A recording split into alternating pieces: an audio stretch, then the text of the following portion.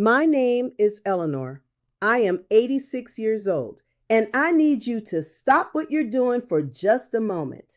Not because I have a list for you, not because I have 5 tips or 7 steps, but because I have something most people your age don't have yet.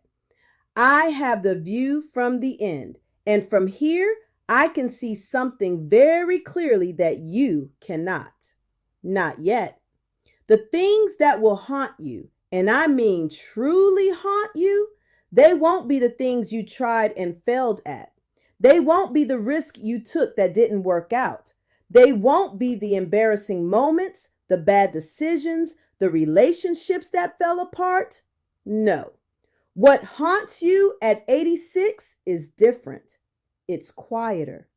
It's smaller. It's the things you put up with. The things you allowed, the things you stayed in long after you knew you should have left. Regret, the real kind, the kind that sits with you at 3 a.m. It comes from tolerance. From the years you spent managing things that were slowly draining you instead of living. I'm going to tell you exactly what I mean. Stay with me. Because by the time we're done, you will see your own life differently. I promise you that. Part 1. The years I spent managing instead of living. I was 44 years old when I first knew my marriage wasn't right. Not broken, not abusive, not dramatic, just wrong. Like wearing shoes that are a half size too small. You can walk in them. You can even run in them for a while. But every single day, there's a low-level pain you've just learned to ignore. I told myself what most people tell themselves. It's not that bad. Other people have it worse. This is just what marriage is. I made a commitment. The children need stability. And all of those things were true, and none of them were the point. Because the point was this: I had decided that managing my unhappiness was a better option than addressing it. I became very, very good at that. Managing, adjusting, accommodating, shrinking. I shrunk myself into the shape of someone else's comfort for 30 years. And do you know what the cruelest part is? I didn't even know I was doing it. Not fully. Not until I was sitting in my kitchen at 74, after my husband had passed, after the children had grown, after the house had gone quiet, and I thought, what did I actually want? And I couldn't answer. Not because I was confused, but because I had stopped asking myself that question so long ago that I'd forgotten it was even allowed. That is what tolerance costs you. Not just time, not just happiness. It costs you the knowledge of yourself. Part 2. What we tolerate and why. Now, I want to be careful here. Because when people talk about things they tolerated, they often talk about the big things, the dramatic things, the things that make good stories. I'm not talking about those. I'm talking about the ordinary tolerances, the slow ones, the ones that feel in the moment like patience or maturity or kindness, but are actually just fear wearing a polite mask. Let me tell you what I tolerated. I tolerated friendships that left me feeling smaller after every visit. You know those friendships. You hang up the phone and you feel deflated. Not because anything cruel was said, but because in that person's presence, your life always seemed a little less than theirs. Your choices always seemed a little questionable. And somehow, you always ended up reassuring them while your own worries sat waiting. I kept those friendships for decades because ending them felt unkind, because we had history, because I didn't want to be the kind of person who walked away. What I understand now is this.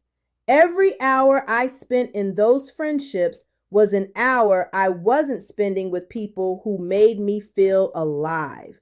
That is not a small thing. Over a lifetime, that arithmetic is devastating. I tolerated work that didn't matter to me. Not because I had no choice. I did have choices. I just couldn't see them clearly through the fog of obligation.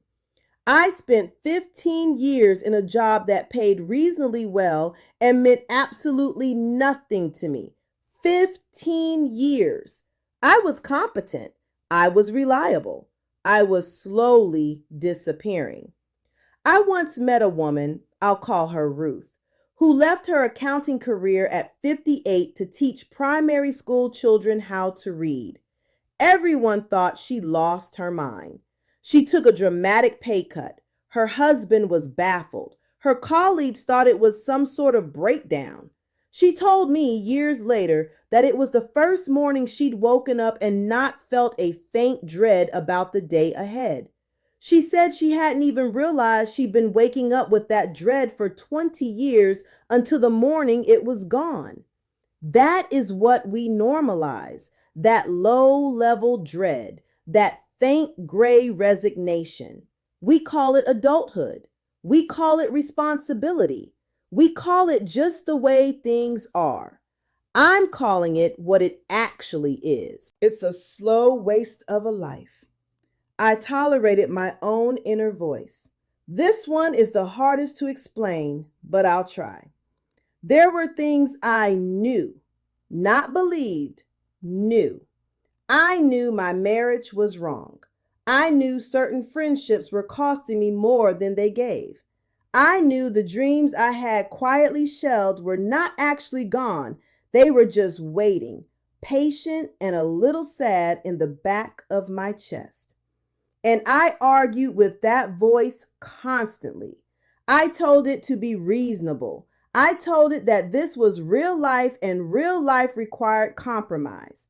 I told it that wanting more was ungrateful, that other people had it worse, that I should count my blessings. I silenced my own clearest instincts for 30 years. And at 86, I can tell you with absolute certainty, that voice was right. Every single time. It was always right. Part 3. The moment everything shifted. I was 72 years old and I was visiting my granddaughter at university. She was 19, fierce, complicated, gloriously certain of things that I was still uncertain of after 7 decades on this earth. We were walking through the campus and she stopped to look at a notice board. Some event, I don't even remember what. And she said to me, almost to herself, I'm not doing anything that doesn't feel right anymore. Life's too short for that. 19 years old. And I thought, I am 72 and I am still doing things that don't feel right. I have been doing things that don't feel right for most of my life. I have been waiting for permission to stop. From whom? From what? I had no idea, but something cracked open in me that afternoon. Not dramatically, not with lightning and revelation, just quietly, like a window being opened in a room that has been shut for a very long time. I went home and I sat with it, and I started asking the question I had been afraid to ask for most of my adult life. What am I still tolerating? Not what have I survived, not what have I endured, not what difficulties have I faced with grace and dignity, but what am I still, right now, at 72 years old, actively choosing to put up with? And why? That question changed everything that came after. Part 4. What I did with the time I had left. I want to tell you about the years between 72 and now, because they were not tragic years. They were not years of regret or grief, sitting and looking backwards. They were some of the best years of my life. I ended two friendships that had been quietly costing me for decades. Not dramatically, not cruelly, but honestly. I told one woman, someone I had known for 40 years, that I needed to step back. She was hurt. I was sad. But within 3 months, the relief I felt told me everything I needed to know about how much energy I had been quietly spending to maintain something that wasn't nourishing either of us. I started writing, not because I thought I was talented, not because I had anything to prove, but because for 30 years I had told myself I wanted to write and found every possible reason not to. At 73, I started. At 74, I finished something I was genuinely proud of. At 75, a small publication printed one of my essays, and I cried in a way I hadn't cried in years. Not from sadness, but from the particular feeling of having actually done the thing. I had an honest conversation with my daughter that I had been avoiding for 11 years about things I had done wrong when she was young, things I had been too proud or too frightened to name out loud. We sat at my kitchen table for 3 hours. We both cried. We are closer now than we have ever been. 11 years of avoidance and 3 hours of honesty, and something between us that had been slightly wrong for a very long time became right. I stopped watching the news every evening. That sounds like a small thing. It wasn't. I had spent years absorbing a daily dose of outrage and fear and helplessness and calling it being informed. I replaced it with reading, with music, with phone calls to people I love. My anxiety dropped in ways I hadn't expected. My sleep improved. I felt lighter. I said no, just no, without long explanations, without apologies, without the exhausting performance of regret. Committee meetings I had been attending out of inertia for 6 years. Family events that cost me more energy than they gave. Conversations that were really just someone else downloading their unhappiness onto me. No, that 2-letter word. I was 73 years old before I fully understood that I was allowed to use it. Part 5. What tolerance actually costs. I want to talk about this carefully because I think people misunderstand what I mean when I talk about things they've tolerated. I'm not saying life should be comfortable. I'm not saying growth doesn't require difficulty. I'm not saying that love and relationships and meaningful work don't ask hard things of us. They do. They absolutely do. The difference, the one that took me most of my life to really understand, is between difficulty that is building you and discomfort that is merely draining you. Difficult is learning something new when every part of your brain resists it. Difficult is staying present with someone you love while they're in pain and there's nothing you can do. Difficult is being honest when the easier path is silence. Difficult is doing the right thing when the wrong thing is cheaper and easier and right in front of you. That kind of difficulty, you don't just survive it. You become more yourself through it. Tolerating is different. Tolerating is staying in the wrong job because changing feels risky. Tolerating is maintaining friendships that have become obligations instead of joys. Tolerating is swallowing your own honest reactions so many times that you eventually lose track of what they were. Tolerating asks nothing of you except your life. Slowly, quietly, in small, daily, almost invisible installments. And at the end, you look back and wonder where it went. I knew a man, a neighbor of mine for many years, a gentle, intelligent man who had spent 40 years in a career his father had chosen for him. He was good at it. He was respected. He had retired comfortably.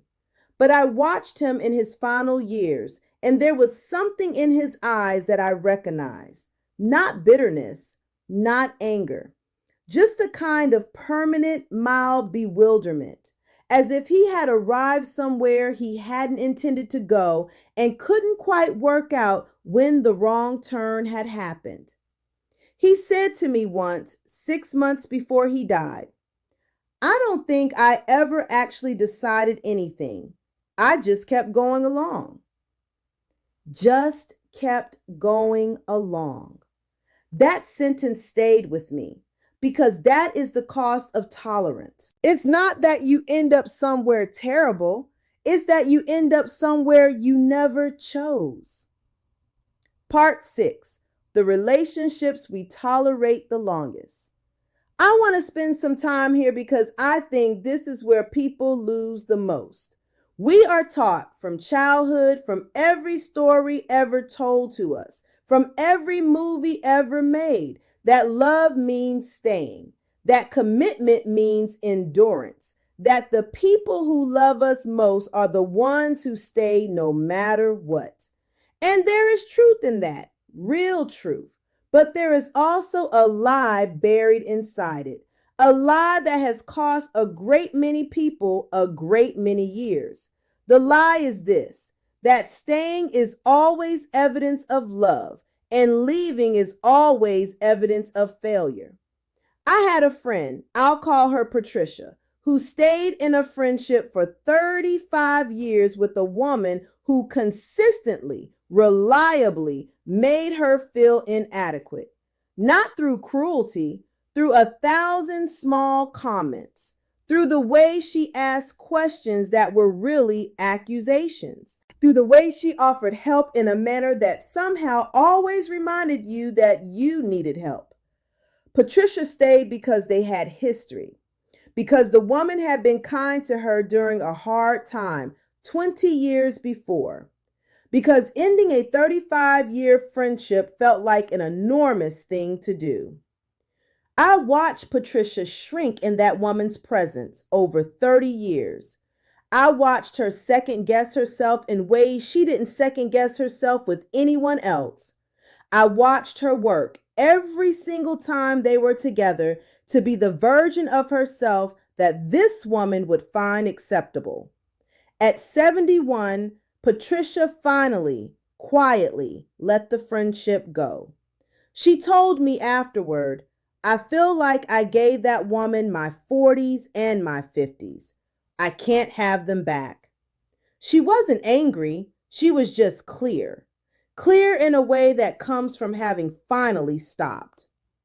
Now, I want to be careful not to make this sound simple, because it isn't. Some of the people we tolerate are people we love. Some of them are people who love us in their limited way. Some of them are people who are struggling themselves, and our tolerance of them is, in part, an act of compassion. The question isn't whether to love people who are difficult. The question is what you're willing to let that love cost you.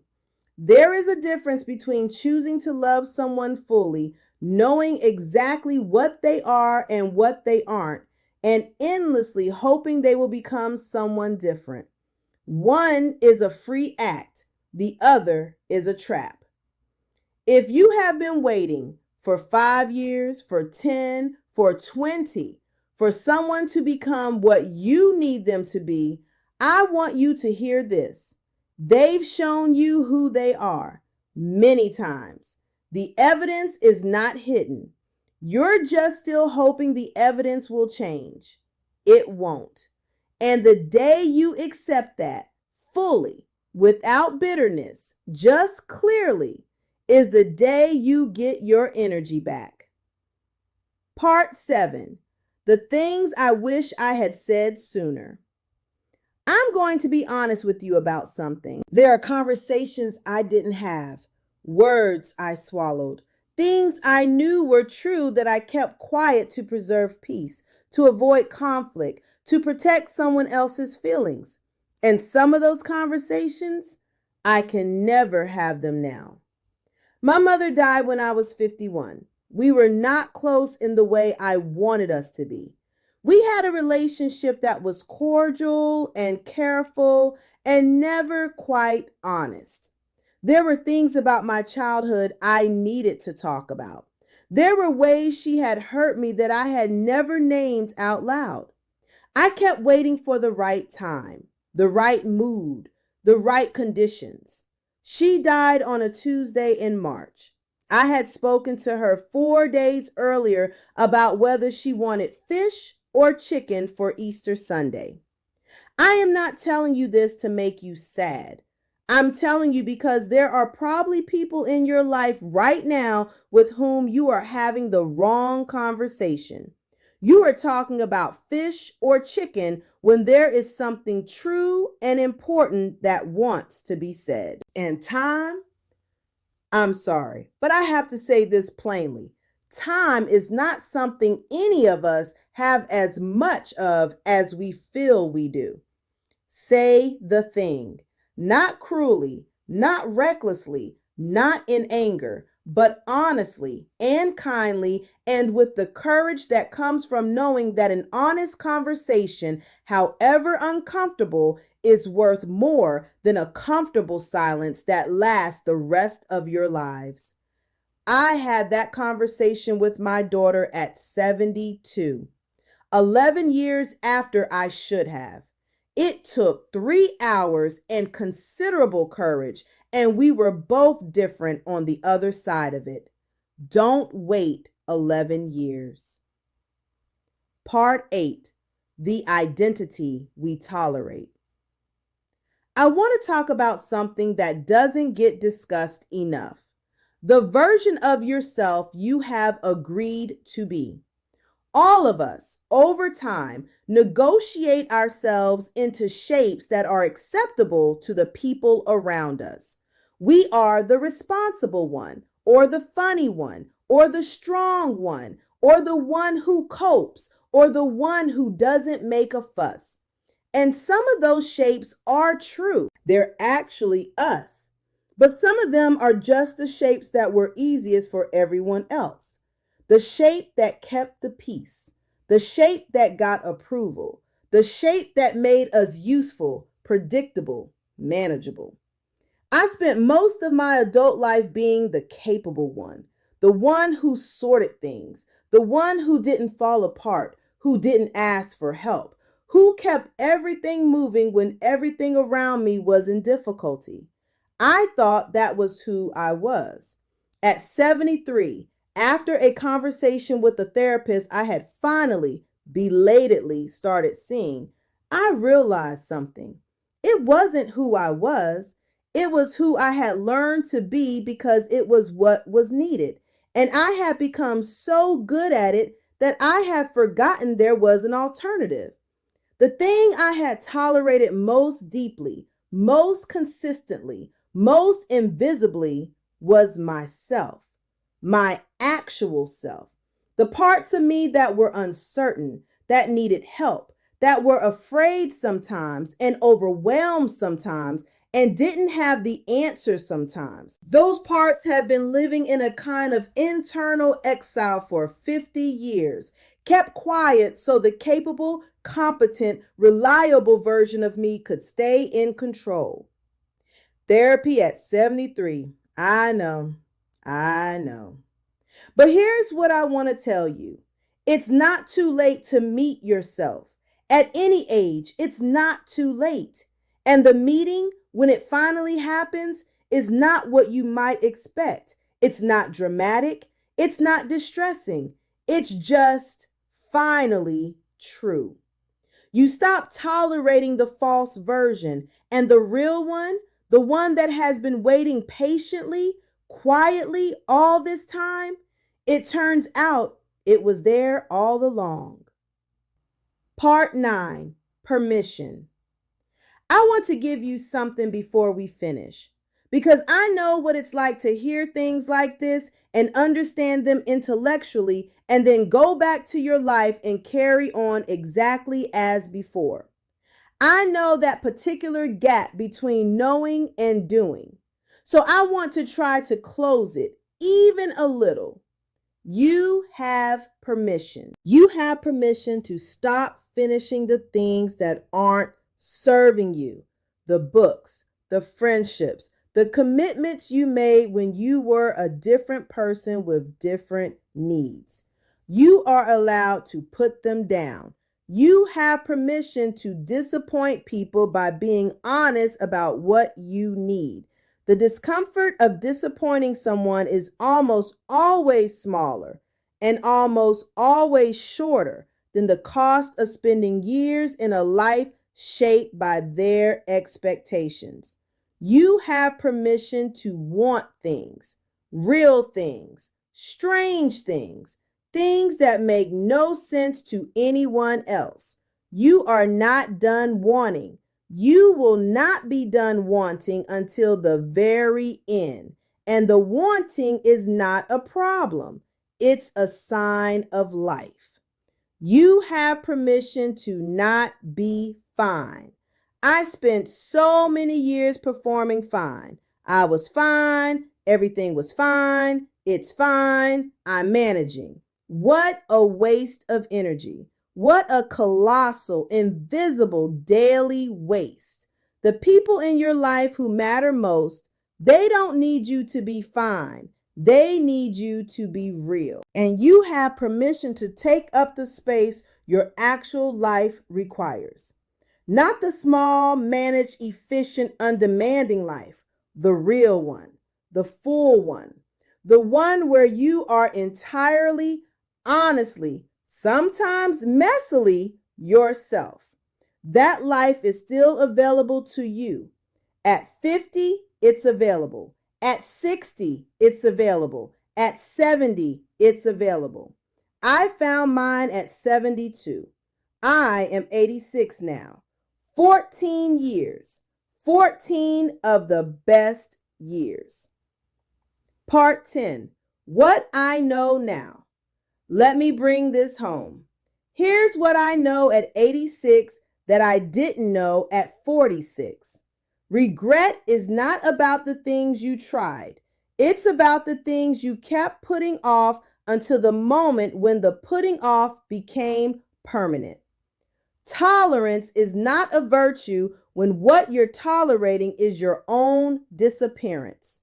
The people who love you best will not crumble when you are honest with them. And the ones who do crumble were never loving you exactly. They were loving the version of you that made them comfortable. I've been thinking since we last spoke, not about what I said, I meant all of it, but about what I left out. Because there's more. There's always more when you've lived this long. And the things I left out, I left them out for a reason. They're harder. They're the ones I turned over in my mind for years before I was willing to say them out loud, even to myself. So if you're back, thank you. And if you're new, go watch the first part. What I'm about to say will make more sense with the foundation. For everyone else, we're going deeper today. I'm Eleanor. I'm 86, and we're not done yet. Part 11. The tolerance nobody talks about. Tolerating your own mind. I want to start somewhere unexpected, not with the relationships you've tolerated, not with the jobs or the obligations or the friendships that quietly exhausted you for decades. We covered that. We'll build on it. I want to start with the inside, because the tolerance that costs us most, the one that runs underneath all the others, that makes all the others possible, is the tolerance of our own unhelpful thinking. Let me explain what I mean. I was a worrier. For most of my life, I would not have described myself that way. I thought of myself as a planner, a problem solver, someone who thought things through carefully. What I was, in fact, was someone who had made a permanent home out of anxiety and furnished it so thoroughly that it just looked like thinking. I worried about my children when they were small. I worried about my children when they were grown. I worried about money, not because we were desperate, but because there was always a scenario in which we might be. I worried about my health in the quiet, incessant way of someone who has decided that if you just keep paying attention, you can stay one step ahead of disaster. I spent, I want to be honest with you, probably 30 to 40% of my waking hours in a state of low grade, productive looking anxiety. And because it looked like thinking, like planning, like responsibility, I never questioned it. I tolerated it the way you tolerate the sound of traffic if you've lived near a road long enough. You stop hearing it. You don't even know it's there anymore. At 74, I had a minor health scare. Nothing terrible as it turned out, but for 3 weeks while I waited for results, I couldn't manage the usual performance of calm productivity. I sat in it. The fear, the real, full, unmanaged fear. And something strange happened. When the results came back clear, I felt something I hadn't felt in decades. Quiet. Not happiness exactly, just quiet. The machinery had stopped briefly, and I could hear what was underneath it. And what was underneath it was fine, just fine. Not perfect, not solved, not certain, but fine. I went to see a doctor, not for the health scare, that was resolved, but for the anxiety. At 74 years old, I sat in a consulting room and said, I think I have been anxious my whole life, and I like some help with that. And the doctor, a young woman, very kind, said, What made you decide to address it now? And I said, I like to enjoy the time I have left. That was it. That was the whole reason. I had a finite amount of time ahead of me, and I didn't want to spend it in the same low-level dread I had spent the previous 7 decades in. That's the tolerance I want to talk about today. The mental habits we live inside for so long that we mistake them for our personality. The worry that you call thoroughness, the self-criticism that you call high standards, the replaying of old conversations that you call processing, the catastrophizing that you call being realistic. These are not your personality. They are patterns, and patterns, unlike personalities, can change. I know because mine did at 74. With help, with practice, with the willingness to notice what I had been tolerating inside my own head for most of my adult life. It's not too late to have a quieter mind.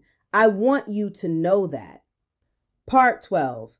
The comparisons that ate my years. There is a particular kind of suffering that is so ordinary, so universal, so woven into the fabric of daily life that we don't even call it suffering. We call it just noticing things. I noticed for 40 years what other people had that I didn't. Not in a dramatic, envious way, in a quiet, constant background radiation way. The neighbor whose kitchen was renovated, the colleague whose children seemed effortlessly successful, the friend whose marriage looked, from the outside, like something out of a film, the woman at the school gate who always seemed to have herself together in ways I was perpetually almost managing. I never thought of myself as a comparing person. I thought I was just observant. What I was doing was spending 40 years measuring my insides against other people's outsides. And of course, the measurement always came out the same way. They had something more, something better, something I hadn't quite achieved. The cruelty of comparison, The thing I didn't understand until I was well into my 70s is that it doesn't require you to be unhappy with what you have in order to function. It just needs to run in the background. Just a constant, quiet, almost imperceptible sense that you are slightly behind, slightly less than, slightly not quite there yet. And because it never reaches the pitch of real misery, you never treat it as a problem. You just live inside it for decades. I had a conversation once with a woman. She must have been about 78. I was perhaps 70. And she said something I have thought about many times since. She said, I spent 30 years wanting my sister's life. And then she told me she spent 30 years wanting mine. We were both looking at each other's windows and thinking the rooms inside were warmer than they were. Just windows. All of it. Just windows. The version of someone else's life that you're measuring yourself against doesn't exist. It has never existed. It is a projection made by a mind that has been trained by advertising and social expectation and simple human nature to believe that someone, somewhere, has figured out the thing you haven't quite figured out yet. They haven't. They're looking at your window. At 80, I stopped comparing. Not through discipline or virtue. I want to be honest. It wasn't a heroic act. It was more like exhaustion. I simply got tired of it. I looked at the running total of what comparison had cost me, not in what I had or hadn't achieved, but in the simple daily pleasure of being in my own life. And I thought, enough, just enough. And the quiet that came after it, I cannot tell you. Like putting down a bag you had carried so long, you had forgotten you were carrying it. Part 13. The dreams we quietly buried. Now I want to talk about something tender. Every person I have ever known well enough to have a real conversation with, every single one has had something they wanted, a real want. Not a preference, not a vague inclination, but a deep, genuine, specific want that they kept quiet about because wanting it felt too vulnerable, too risky, too likely to end in disappointment. For some people, it was a creative life. Writing, painting, music, something made by their own hands that mattered to them. For some people, it was a different kind of relationship. Not necessarily a romantic one, sometimes just a friendship of real depth, real honesty, real mutual recognition. The kind where you feel fully seen. For some people, it was adventure.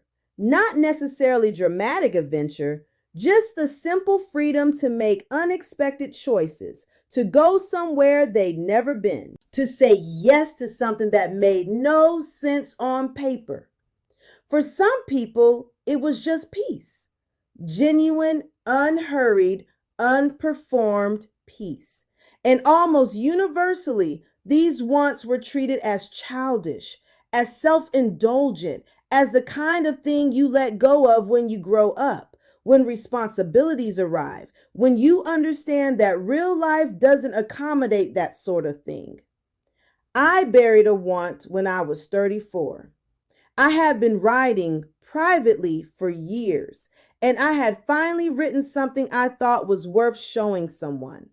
A collection of short pieces, personal essays, nothing grand.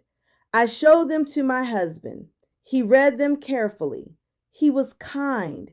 He said they were lovely. And then he said, "You're not going to try to do something with these, are you? We've got a lot on right now." We have got a lot on right now. I put the writing in a drawer. Not because he told me to, he hadn't quite, but because his mild uncertainty was enough. I had been looking for permission, and what I got instead was a question, And the question was enough to make me decide that wanting this was unreasonable. I didn't write again, seriously, until I was 73. 39 years. The pieces I wrote at 73 were better than anything I had written at 34, because at 73, I had something I hadn't had at 34. I had stopped needing permission. Here is what I want to say about the dreams you have buried. Some of them are still there. I know they are. They're quiet now, maybe. They've learned not to make too much noise because every time they did, something shut them down. But they're there.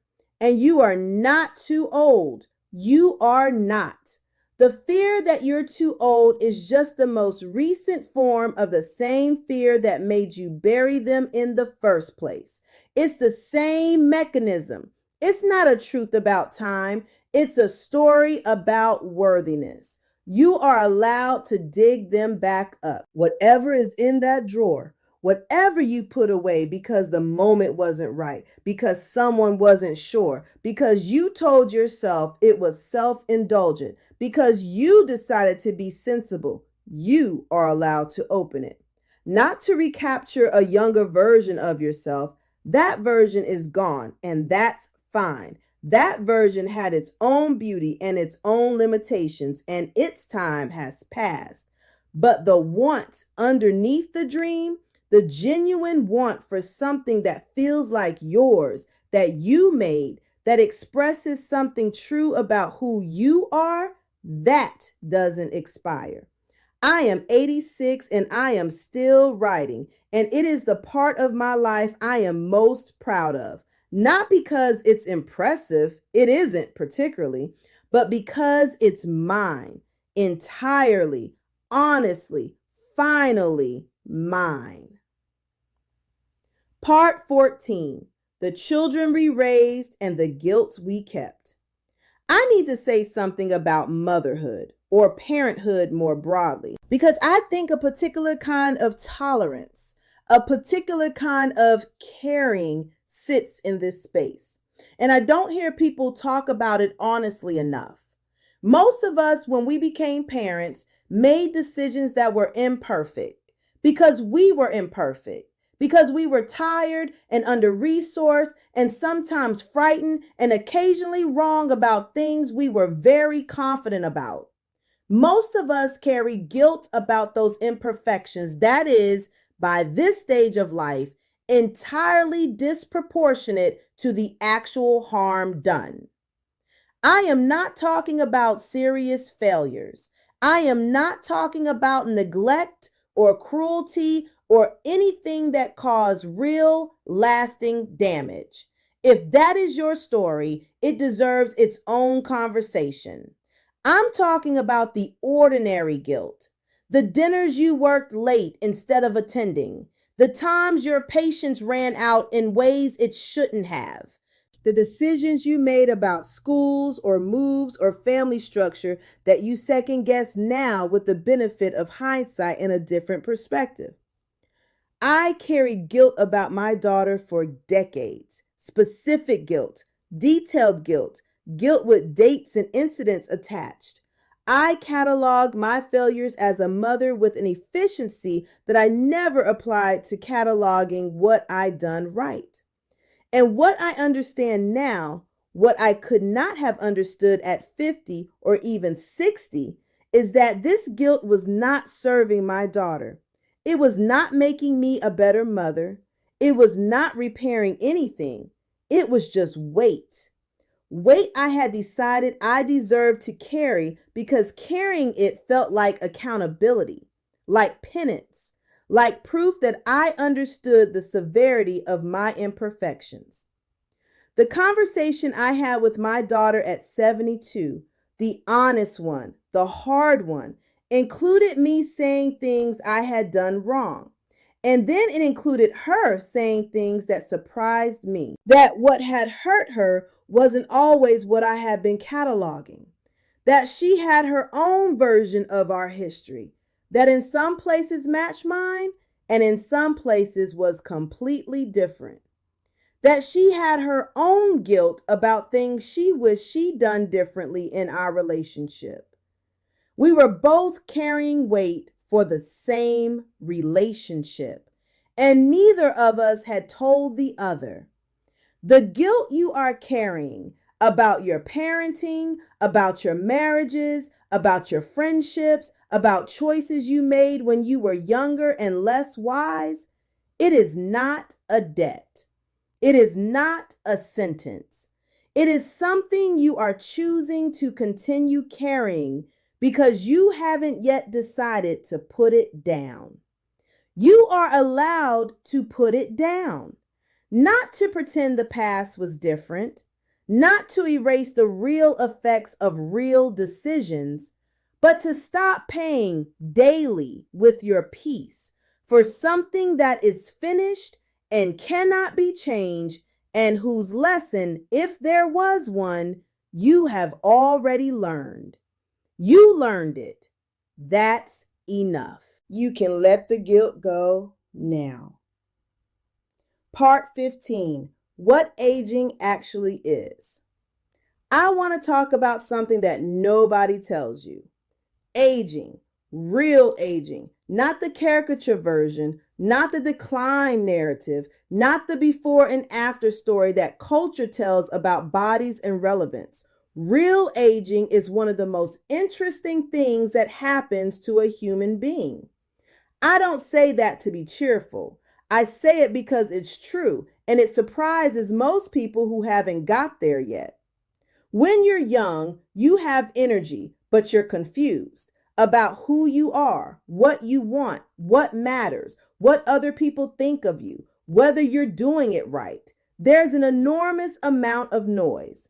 Most of the decisions you make are made inside that noise, which is why so many of them, look back on, seem to have been made by someone who was operating with incomplete information.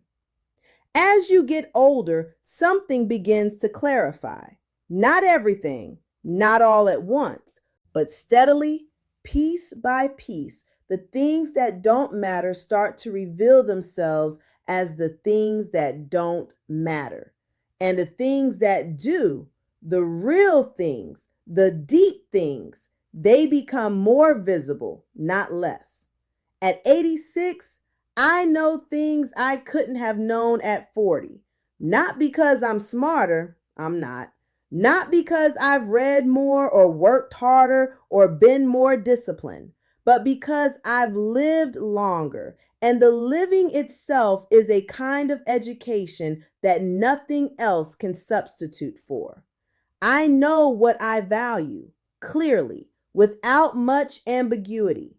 I know what kind of company feeds me and what kind drains me.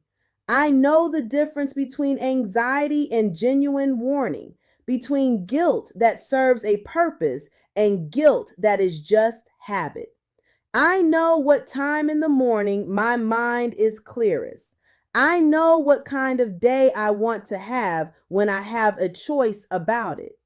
This is not a small thing. Most people spend enormous resources. Therapy, self-help, meditation retreats, journals, conversations, trying to get to a version of this self-knowledge, this clarity at 35 or 45. And here's what I want to tell you. It comes, if you let it.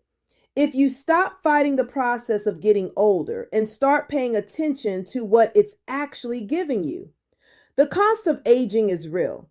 I won't pretend otherwise. The body asks more of you. The losses accumulate. People you loved are gone. The world moves faster in ways that can feel disorienting. But here is the gift that sits inside the cost, the one nobody tells you about. You stop wasting time on the wrong things. Not perfectly, not all at once, but steadily and increasingly. The tolerance I described earlier, the draining friendships, the false identities, the buried dreams, the comparison, and the guilt, all of it slowly becomes less bearable, not more, because you can see it more clearly. And once you can see a thing clearly, it becomes harder to pretend it's fine. Clarity is not a loss. It is the most valuable thing age gives us. Use it. Part 16. The permission to be complicated. Something I wish someone had told me at 50. You are allowed to be complicated. You are allowed to be someone who holds contradictions, who is brave in some areas and frightened in others, who has grown enormously in some dimensions and barely at all in others, who is sometimes wise and sometimes still as confused as you were at 25, who loves deeply and also needs significant amounts of time entirely alone, who has done things you're proud of and things you're not proud of, and who is somehow, despite all of it, still a complete person. The pressure to be coherent, to have a consistent, presentable, summarizable self is one of the quiet violences of modern life. We are supposed to have figured out our values and aligned our choices and worked through our issues and arrived at some stable, admirable version of ourselves that makes sense to the people around us. I have been alive for 86 years. I am still complicated. I still surprise myself sometimes. I still discover preferences I didn't know I had, fears I thought I'd resolved, joys I hadn't encountered before.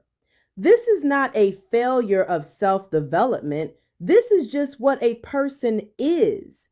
A person is not a project that gets completed. A person is something that continues. Give yourself permission to continue, not as a finished version of yourself arrived at after sufficient reflection and growth and work, but as an ongoing, unfinished, persistently complicated human being who is doing the best she can with the understanding she currently has, and who will understand things differently in 5 years. And that's fine. That's allowed. That's actually the whole point. One of the tolerances I carried for decades was the tolerance of my own inconsistency. I thought it was a flaw. The way I wanted solitude and also company. The way I held strong opinions and also genuine uncertainty. The way I was capable of great patience in some situations and almost no patience in others.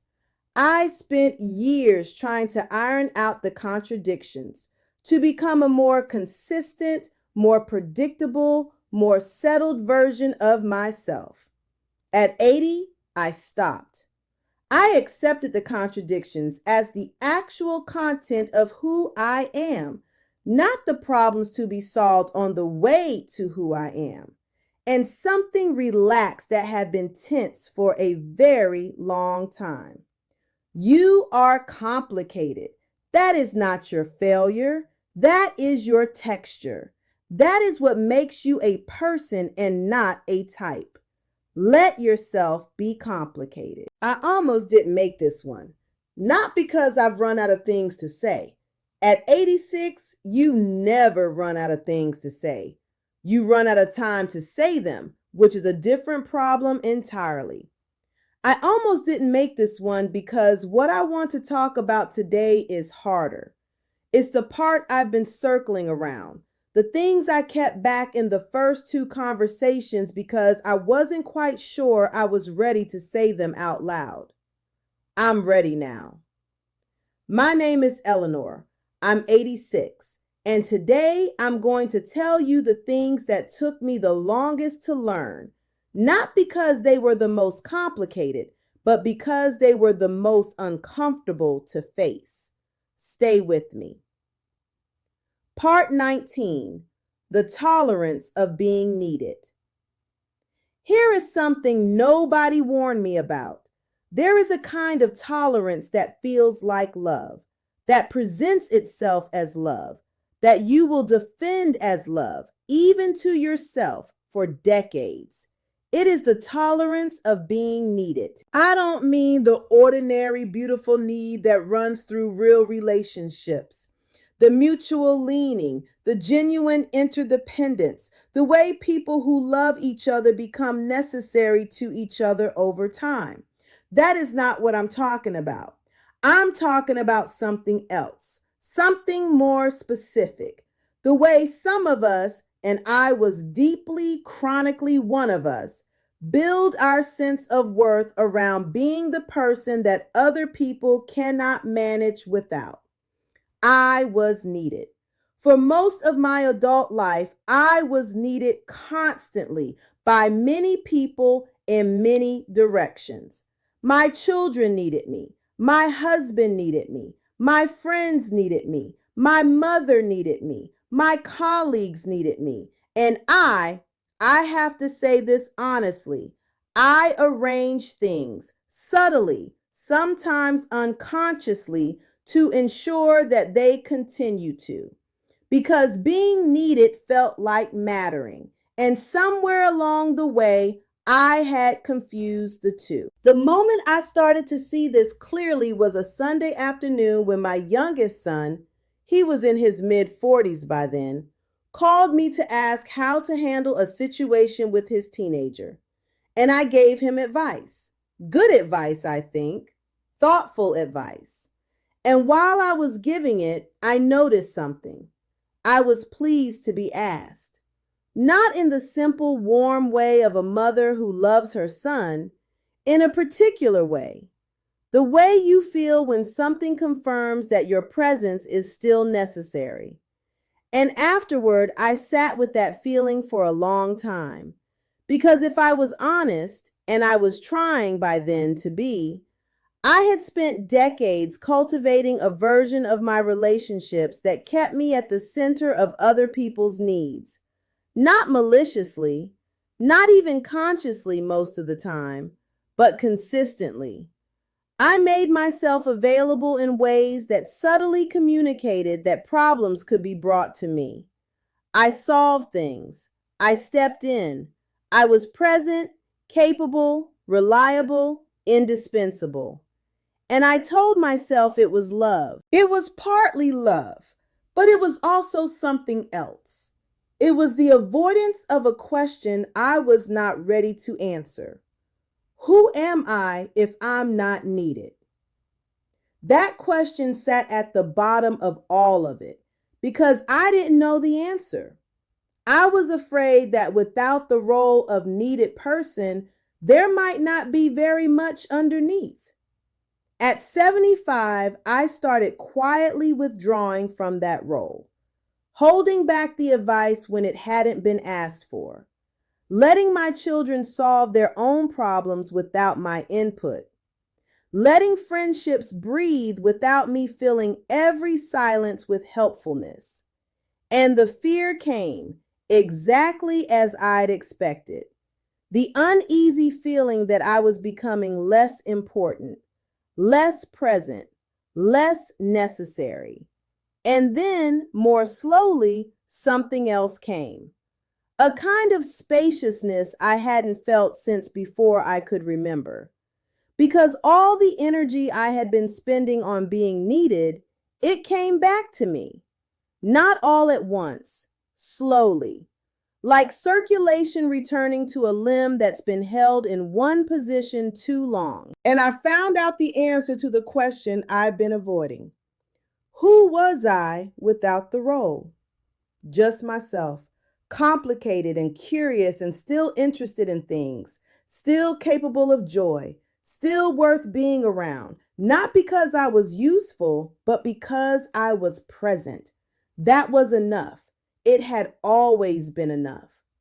If you are someone who has built a life around being needed, I want to ask you gently, when did you last let yourself simply be without being useful to anyone? The answer to that question will tell you something important. Part 20, the friends we outlived and what they left behind. I want to talk about grief for a moment, not the grief of loss, though that is real and I carry it, but a particular kind of grief that doesn't get named enough. The grief of outliving the people who knew you earliest. I am 86. Most of the people who knew me when I was young are gone. My parents, obviously, my husband, 3 of my closest friends, a brother, 2 cousins I was close to as children. And there is something that happens when you outlive enough of the people who knew you in your early life. Something that is hard to describe to someone who hasn't experienced it. You become the last keeper of certain things. There are memories that exist now only in me. Things my mother said to me that I have never told anyone. The way my husband looked the first time he saw me in a particular green dress. The expression on his face that I caught before he composed himself.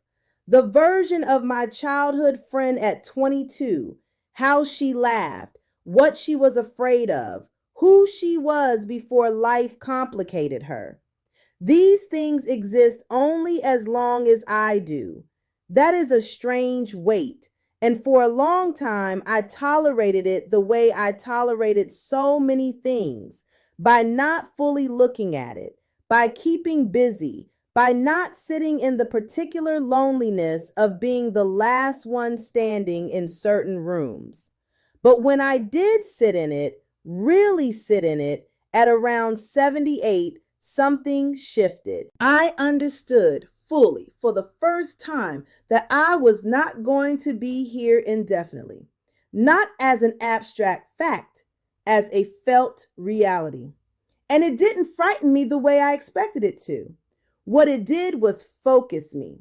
Because if I am the last keeper of certain things, certain memories, certain stories, certain versions of people who are gone, then what I do with the time I have matters in a specific way. Not for legacy, not to be remembered, but because presence itself is a form of keeping faith with the people who are gone. My friend who died at 71, she was funny in a way I have never seen replicated. A particular timing, a particular warmth. She never thought of herself as especially funny. She just was, in the natural way of people who aren't trying to be anything. I tell stories about her, not for audiences, in conversations, in the ordinary way, when something happens that she would have appreciated. I say her name. I describe what she would have said. That is not grief management. That is just, she existed. She mattered. She made things better by being in them. That deserves to still be present somewhere. What I want to say to you is this. The people you have lost, they left things with you. Not just memories, understanding, ways of seeing, things about yourself that you only know because of who they were to you. Don't tolerate the loss in silence. Don't manage it into a corner where it doesn't inconvenience anyone. Let it be present. Let them be present through you in the ordinary fabric of your days. That is not morbid. That is how love continues after the person is gone. Part 21. The body. I stopped arguing with. I have been at war with my body for most of my life. I suspect this will sound familiar. At 20, I thought it was too heavy. At 35, too tired. At 50, too slow. At 65, too unreliable. At 75, too old. There was always something wrong with it. Always something it wasn't doing right. Something it should be doing differently. Something about it that required management, improvement, apology, or concealment. I spent 60 years in a relationship with my body that was essentially adversarial. It was something I lived in reluctantly, something I was always trying to override or correct or push past. And the thing is, for most of those decades, my body was actually fine. Not perfect, not the body in the advertisement or the body of the woman I compared myself to at the gym, but functional, capable, doing its job. More than doing its job, in fact. carrying children, healing from illness, recovering from exhaustion, doing everything I asked of it without much acknowledgement or gratitude. It wasn't until my late 70s when my body genuinely started to change, when the limitations became real rather than imagined, that I finally stopped arguing with it. Not by choice exactly, more by necessity. Because at 78, fighting your body is expensive in a way it wasn't at 45. The energy required for the argument isn't there anymore. And in the ceasefire, something strange happened. I started noticing what my body could still do rather than cataloging what it couldn't. The morning walk that is slower than it used to be, but still happens. The hands that ache in cold weather but still make tea, still write, still hold the hands of people I love. The eyes that need stronger glasses but still read, still see the light on the water. I did not spend 60 years appreciating any of this. I spent 60 years in complaint. That is a kind of tolerance I don't think we talk about enough. The tolerance of a constant background narrative of bodily dissatisfaction. So ordinary, so shared, so completely normalized for women especially, that it barely registers as a choice. It is a choice. And the alternative, the practice of meeting your body where it actually is, with something closer to respect than correction, is available at any age. Not as a performance of gratitude, not as a denial of real limitations, just as a ceasefire. Just, this is the body I have. This is what it can do today.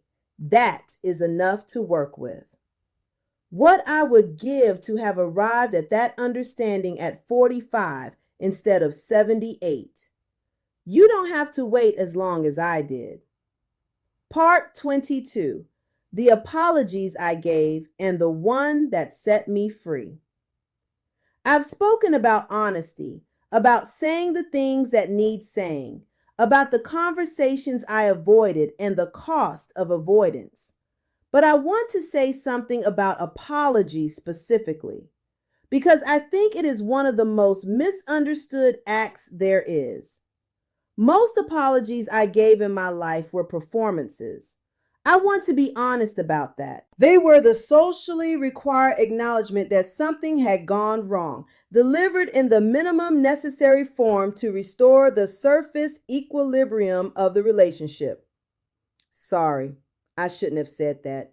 I was tired. It won't happen again. And then moving on quickly before the real examination could start. These apologies served a function.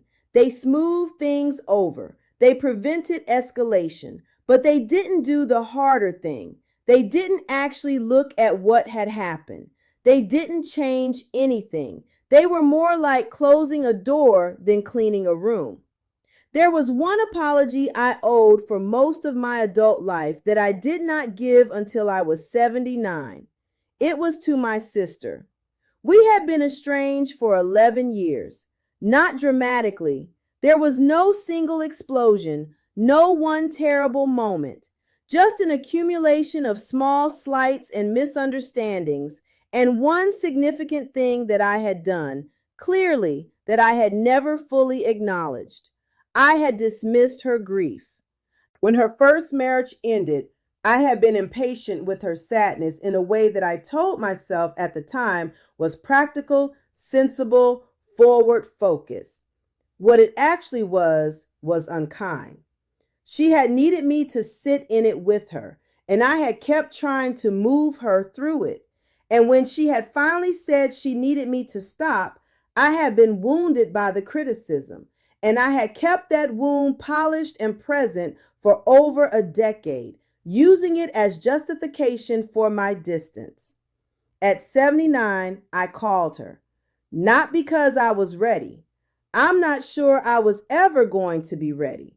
But because she was 76 and I was 79, and the arithmetic of time had finally become undeniable.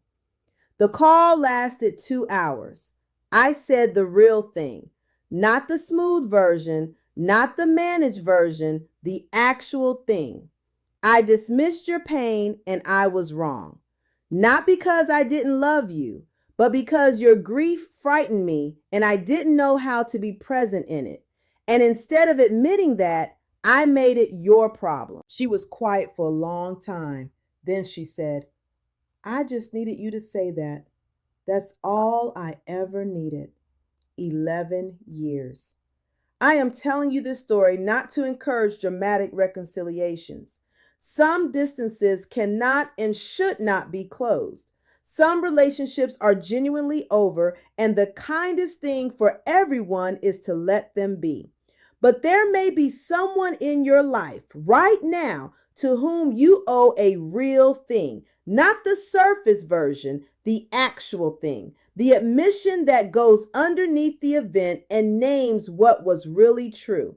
That apology, the real one, does something the performed ones never do.